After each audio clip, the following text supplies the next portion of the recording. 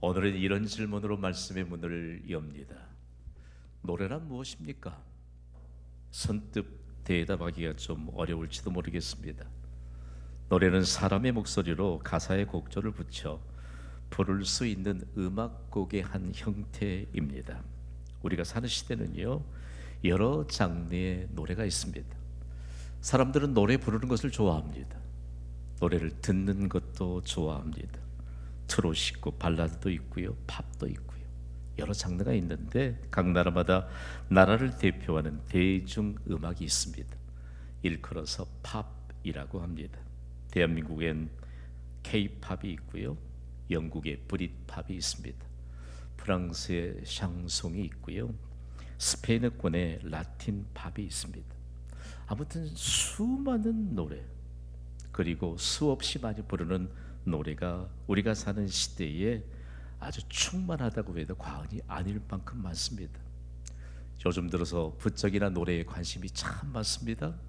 우리나라에서도 노래 경연대회가 각 장르별로 얼마나 많은지 모릅니다. 노래를 듣는 사람들 중에는요, 흥에 겨워 기쁨의 춤을 춥니다. 또한 노래를 듣는 중에 한과 슬픔, 아쉬움, 그리고 그리움 때문에 눈물을 흘리기도 합니다. 모두 다 노래에 공감하고 있음에 대한 증거가 아니겠습니까? 그런데 이런 노래의 공통점이 있는데 대상이 모두 사람입니다. 사람과의 관계에서 만들어진 것입니다. 사람의 마음에 감동을 주고 공감하는 것으로 노래가 전부 설명될 수 있을까요? 오늘은 오해를 한꺼풀 벗겨내기를 원합니다. 노래의 시작을 알면요, 노래에 담긴 분명한 의미를 알 수 있습니다. 누군가 우리에게 노래의 시작에 대해서 묻는다면 우리는 무엇이라고 대답할 수 있을까요? 노래를 만드신 분은 온 세상 우주 만물을 말씀으로 창조하신 하나님이십니다. 인류 역사의 기원을 기록하고 있는 성경은 이 사실을 명확하게 가르쳐 줍니다. 인류 역사상 맨 처음 노래는 도대체 무엇일까요? 맨 처음 노래가 뭘까요? 하루하루 창조 사역을 마치시면서 하나님께서 만든 피조물을 향해 하나님이 이렇게 말씀하셨습니다. 하나님 보시기에 좋았더라. 맨 처음 노래입니다. 이 노래는요, 우리가 세상의 그 어떤 가치로도 비교할 수 없을 만큼 가치와 의미를 지닌 노래입니다. 이것이 노래의 시작입니다.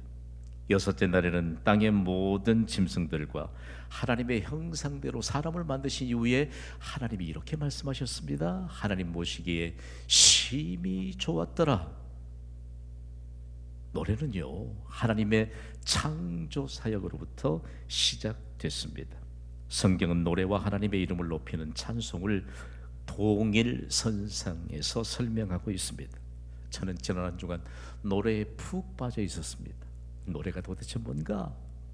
그러면 처음 노래를 만드신 하나님이 이 노래를 어떻게 문자로 인류를 향해 전달하기 위해 기록하셨는가라고 하는 부분인데요, 구약 성경의 원문은 히브리어입니다. 히브리어는 노래의 기원에 대해서 대표적으로 두 개의 단어로 다 설명할 수 있습니다. 먼저는 쉬르라고 하는 단어인데요, 노래를 뜻합니다. 명사 자체입니다. 노래인데 노래는 노래하는 것으로 증명이 됩니다. 노래는 노래를 부르기까지 노래가 아닐지도 몰라요. 이 노래는 노래하는 것으로 증명이 됩니다. 또 하나는요, 노래가 있는데 자마르라고 하는 히브리어인데 이것은 하나님이 하신 일, 하나님의 이름, 하나님의 영광을 높이 선포하는 단어로 찬송입니다. 찬송도 노래하는 것으로 증명이 됩니다. 오늘 우리가 이 예배를 드리면서 노래를 도대체 몇 곡이나 했습니까, 여러분? 노래를 몇 곡이나 했나요? 1절 하니까 아이고 1절만 하지, 아쉬워한 분은 없고 좀 짜증낸 분은 안 계십니까? 경신교회 담임인 김 목사는 노래를 너무 좋아하는가 봐. 그래서 예배 때마다 노래가 너무 많아. 잘 들어보십시오. 우리가 부르는 노래는 사람이 대상이 아니요, 전지전능하시고 생명의 주관자이시고 복의 주관자이신 하나님이십니다. 하나님은 영원하신 분이십니다. 이 노래의 대상은 하나님이십니다. 이 노래를 일컬어서 하나님을 향한 찬송, 그리고 우리가 조금 더 세밀하게 좀 해보면 구별된 거룩한 노래입니다. 노래의 시작은요, 하나님이 우리에게 사람과의 관계를 통해서 눈물 흘리고 슬퍼하고 이런 어떤 사람과의 관계를 통해서 남기는 흔적이 아니고요, 하나님은 우리에게 희망의 노래를 주셨습니다. 오늘 우리는 희망의 노래를 몇 곡이나 불렀습니까? 희망의 노래가 있는 자들은 어떤 절망 속에서도 희망을 주시는 하나님의 약속에 대한 증거가 될 줄 믿으시기 바랍니다. 하나님은요, 희망의 노래를 통해서 모든 문제의 해답을 주십니다. 오늘 이 예배를 받으신 분이 모든 문제의 해답이신 하나님이십니다. 우리가 희망의 노래를 불렀기 때문에 우리가 가진 모든 문제의 해답은 이미 하나님이 주셨다는 말씀입니다. 성경은 희망의 노래를 부르면서 절망을 희망으로 바꾸었던 믿음의 증인들에 대한 기록입니다. 대표적으로 오늘 우리가 만나기를 원하는 사람은 다윗입니다. 다윗은요, 희망의 노래를 부르는 것으로 자기 인생을 그렇게 온 세상에 드러냈습니다.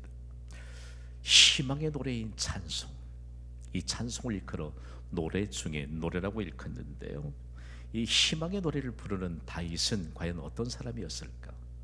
고대 사회의 다윗은 8번째 아들로 태어났습니다. 고대 사회에서 8번째 아들은 누가 관심을 갖지도 않습니다.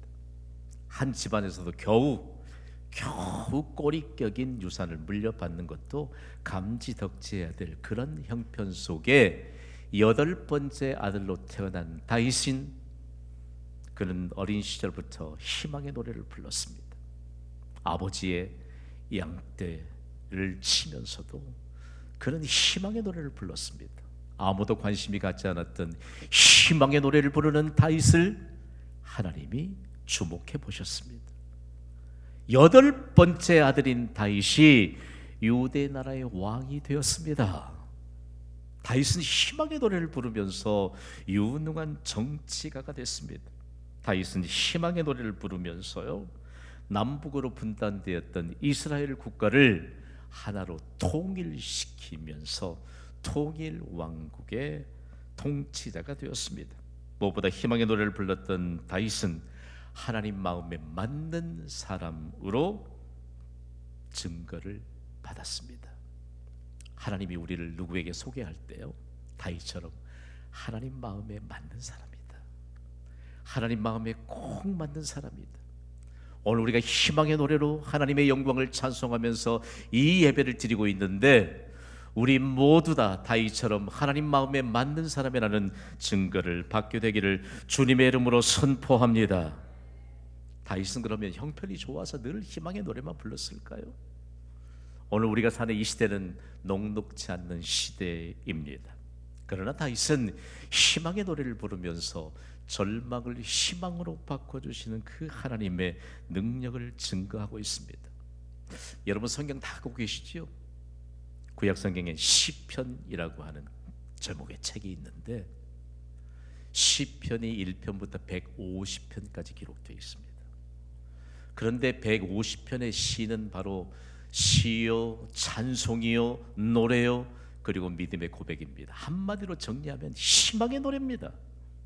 150편의 희망의 노래 중에 73개의 시편을 작곡하고 노래했던 사람이 누구게요? 감을 오를 대로 잡으세요. 누구지요? 다윗이에요. 우리의 인생은요, 매일매일 희망의 노래를 부를 때 하나님께서 우리에게 베풀어 주시는 능력이 임합니다. 은혜가 임합니다. 문제가 해결됩니다. 절망을 희망으로 바꿔주시는 하나님의 역사를 증거물로 받게 됩니다. 그 노래뿐이겠어요. 그 노래뿐이겠어요. 성경은 이와 같은 장엄한 내용을 우리에게 가르쳐주면서 사실 오늘 시편 4편 1절에서 8절 말씀을 우리가 함께 받았지만 1절 말씀 한 절이 시편 4편의 핵심이요, 우리 개인의 인생의 해답을 주는 핵심이요, 우리 가정의 해답을 주는 핵심이요, 이 민족과 지구촌의 해답을 주는 핵심입니다. 오늘 1절만 우리가 잘 불러봅시다. 소리 높여 1절을 기쁨의 노래를 부르듯이 큰 소리로 읽습니다. 시작. 내 의의 하나님이여 내가 부를 때 응답하소서. 곤란 중에 나를 너그럽게 하셨사오니 내게 은혜를 베푸사 나의 기도를 들으소서. 아멘. 여러분을 보니까 희망의 노래가 입술에서 끊임없이 불려지는 희망의 아이콘 같이 보입니다. 여러분 보세요. 이 김 목사는 어떤 노래를 제일 잘할 수 있게 보입니까? 입장이 좀 곤란하세요? 우리는요 희망의 노래를 부르는 사람들입니다.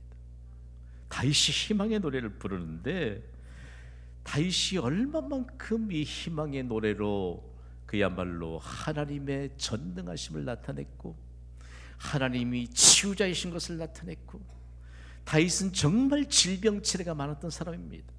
그러나 그는 병상에서도 한 번도 희망의 노래를 멈추어 본 적이 없습니다. 오늘 3부 예배 육신의 연약함이 있는 자들이요 희망의 노래로 이 예배를 하나님께 영광으로 돌리는 가운데 치유와 회복의 역사가 있게 되기를 주님의 이름으로 선포합니다. 다윗에게 배워야 될 믿음의 모범이 하나 있습니다. 사람들은요 자기의 사람들의 인간적인 모든 것을 다 동원해 봅니다. 결과는 실패합니다. 그리고 겨우 손들고 하나님께 나오는 사람들이 부지기수입니다. 그러나 다윗은 인간적인 방법을 동원하지 않았습니다. 원치 않는 어려움이 생기면 즉시로 하나님 앞에 나갔습니다. 그리고 희망의 노래를 불렀습니다. 다윗의 이 믿음에 관한 내용들은요 다윗의 행동에 관한 모범은 신속하게 하나님께 나아가는 것입니다. 여러분 복 받을 수 있는 비결 하나를 가르쳐 드릴까요? 하나님께 예배하는데 머뭇거리지 마시고 다윗처럼 신속하게 나아가시기를 주님의 이름으로 축복합니다. 결론이에요. 해답이에요. 다윗은 그 고통 속에 자신이 붙들어도 해결되지 않을 그런 현실적인 문제에 머뭇거리지 않았습니다. 갇혀있지 않았습니다. 즉시로 문제 해결자이신 하나님께 나가 희망의 노래를 불렀습니다. 다윗은 하나님의 의의 이처럼 호소하면서 노래하잖아요. 내 의의 하나님이요. 다윗의 시대나 지금 시대나 불의한 사람들이 참 많습니다. 여러분 양심의 털난 정도가 아니고요 양심의 털난 정도가 아니고 어쩌면 저렇게 불의한 인생을 살까? 세상은요 불의한 세상이에요. 정말이에요. 어쩔 땐 너무 절망스러워서 가슴을 쓸어내릴 수밖에 없는 이런 상황 속에서도 다윗은요 오직 하나님만을 의지했습니다. 하나님은 여전히 의로우십니다. 우리가 의로우신 하나님의 이름을 높이며 의로우신 하나님께 예배드리러 나와야 될 가장 중요한 의미입니다. 다윗은 의의 하나님을 의지했기 때문에 모든 일의 판단 기준인 가치관이 바로 정립됐습니다. 가치관에 대해서 모든 일을 판단할 수 있는 기준이 되는 근거가 되는 가치관에 대해서 연구할 때 인류학자들은 다윗을 먼저 찾습니다. 지금 현재 우리가 다윗을 어떻게 만날 수 있나요? 그러나 성경은 다윗에 관해서 명확하게 증거하고 있고 다윗에 관한 문헌은 헤아릴 수 없을 만큼 많습니다. 내 의의 하나님이요. 여러분 세상은 불의할지라도 우리가 신뢰하는 하나님은 의로우신 분인 줄 믿습니다. 그래서 우리를 의의 길로 하나님이 인도하실 줄 믿습니다. 그러면서 다윗을 통해서 오늘날 우리의 마음판에 새겨주는 노래 가사 한 구절은요 곤란 중에 나를 너그럽게 하셨사오니. 다윗은 곤란한 지경에 처했는데 나를 너그럽게 했다. 그러면 도대체 다윗이 말하고 있는 곤란은 뭘까요? 여러분 곤란한 지경에 처하면 그냥 하나님의 이름을 부르십시오. 은혜를 입혀주실 줄 믿습니다. 곤란이라고 하는 단어를 잘 이해해야 합니다. 곤란은요 나와 직접 관계된 걱정할 수밖에 없는 상황을 말합니다. 곤란은 또한 나와 직접 관계된 피할 수 없는 상황을 말합니다. 하나님의 말씀은요 철저하게 내 자신에게 적용되어야 할 줄 믿으시면 아멘 하세요. 타인에게 적용하거든요. 뭔 나와도 관계없는 타인의 상황에 그렇게 여러분 관심 가질 이유가 어디 있습니까? 여러분 없어요. 성경은 철저하게 하나님을 인격적으로 만나는데 나와 직접 관계된 걱정할 수밖에 없는 상황, 이 상황을 곤란이라고 얘기하고, 나와 직접 관계된 피할 수 없는 상황, 이 곤란을 어떻게 극복할 수 있는가를 다윗에게 배우게 합니다. 다윗이 곤란 가운데서도 희망을 노래하고 있는데요, 다윗이 처했던 곤란은 과연 무엇이었을까? 시편 4편을 묵상하다 보면 참 가슴이 아픕니다. 지금까지 인류 역사상 가장 뛰어난 통치자, 뛰어난 왕은 다윗입니다. 전 세계 모든 사람들이 킹 데이빗, 다윗 왕에 관한 역사에 대해서 얼마만큼 흠모하고 있는지 모릅니다. 다윗이 왕으로 재임할 때 다윗의 아들 중에는 인물이 출중하고요, 머리카락이 얼마나 치렁치렁하고 그 빛이 났던지 아주 용모가 준수했던 그 다윗의 아들 이름 혹시 아세요? 압살롬이 압살롬이 신하들과 함께 아버지가 왕인데도 반역을 일으킵니다. 이때 다윗은요, 자신의 왕의 보좌를 포기합니다. 자신이 기거하던 왕궁도 떠납니다. 그리고 늘 희망의 노래를 부르면서 하나님의 영광으로 충만하게 했던 예루살렘 성도 떠납니다. 성경은 한 대목을 일러주는데 맨발로 피할 수 없는 이런 상황들. 그러나 그때도 다윗은 희망의 노래를 불렀습니다. 그리고 전 세계 모든 이들을 향해 그 절망 속에 곤란한 중에 희망을 노래를 부르면서 다윗은 이런 메시지를 만방에 선포했습니다. 하나님은 언제나 어디서나 어떤 상황 가운데서도 나를 행복하게 만드실 수 있다. 지금은 내가 왕자도 포기해야 되고 왕궁도 포기해야 되고 예루살렘 성도 떠나야 되지만 언제나 어디서나 어떤 상황 가운데서 나를 행복하게 만드실 수 있다. 저는 믿습니다. 이 시대를 다윗의 고백을 가지고 살아야 하기 때문에 우리에겐 희망의 노래를 부르도록 희망의 노래를 붙주셨습니다. 다윗이 부르는 희망의 노래는요, 전 세계 모든 대륙을 흔들어 놓았습니다. 그리고 수많은 영적 거장들을 태동시켰는데, 특별히 다윗이 부른 희망의 노래인 시편 139편 2절이 전 세계에 충격을 던져주었습니다. 우리 함께 기쁨의 노래를 부르시 읽습니다. 시작. 주께서 내가 안고 일어섬을 아시고 멀리서도 나의 생각을 밝히 아시오며. 아멘. 하나님은 전능자이십니다.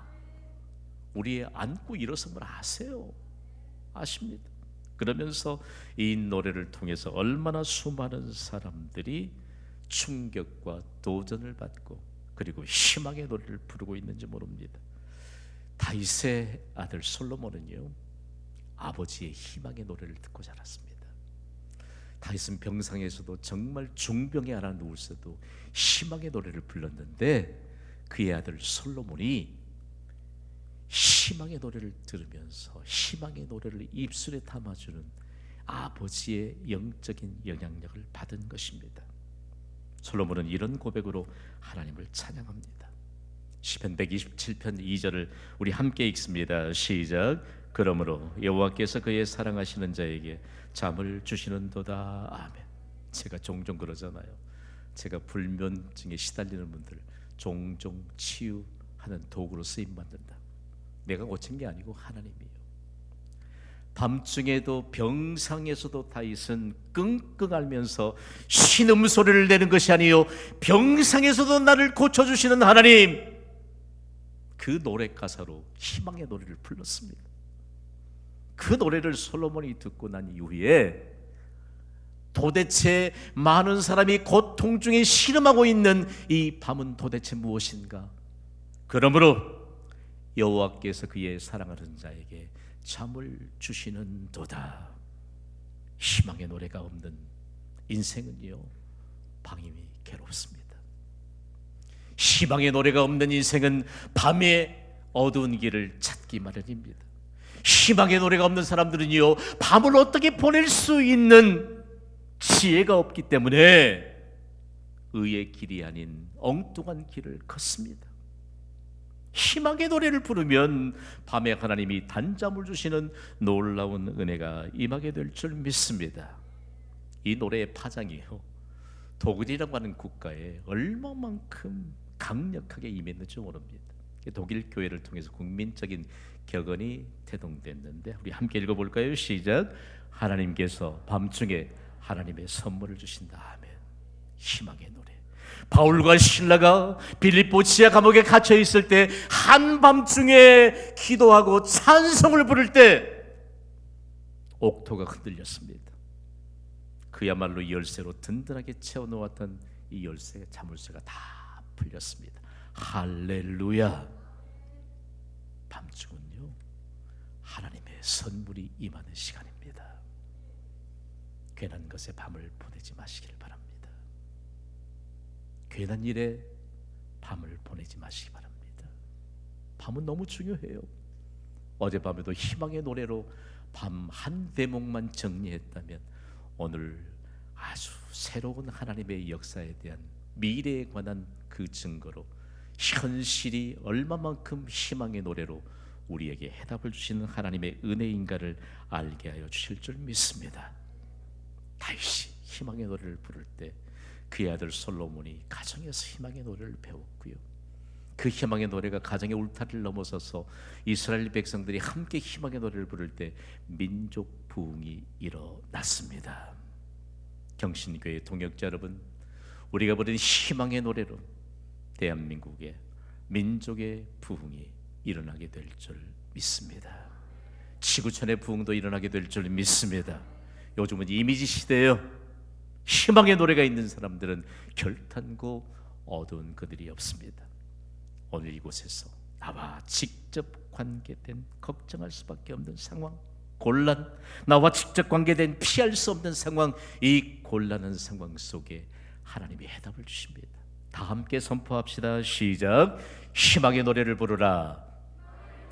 희망의 노래를 부르라.